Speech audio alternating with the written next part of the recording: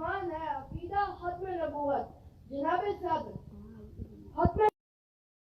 ختم نبوت کا اگر لفظی معنی کیا جائے تو وہ بنتا ہے سلسلہ نبوت کا ختم ہونا، اور اگر اس کو اصطلاحی نظر سے دیکھا جائے تو اس کا مطلب بنتا ہے نبوت کے روپ میں رشد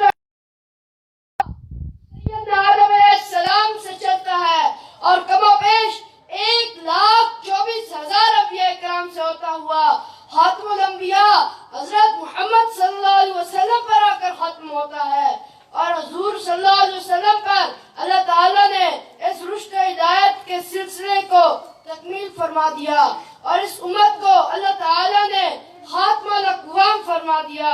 کیونکہ لا نبی بعدی، حضور صلی اللہ علیہ وسلم کے بعد کوئی نبی نہیں آئے گا.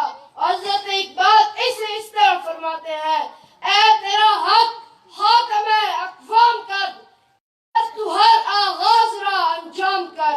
اے وہ امت جسے حق تعالیٰ نے خاتم اقوام بنا دیا اور جس پر اپنی ہر ابتدا کی انتہا کر دی. یعنی اے ملت اسلامیہ، جس طرح تیرے رسول صلی اللہ علیہ وسلم اللہ کے آخری رسول ہیں، اسی طرح اے ملت اسلامیہ تم قوموں کے خاتم ہو، یعنی تیرے بعد کوئی قوم بھی نہیں پیدا ہوگی. اس سلسلے میں جو آغاز ہوا تھا وہ تیرے پر انجام پہنچے گا. حضرت اقبال اس طرح فرماتے ہیں: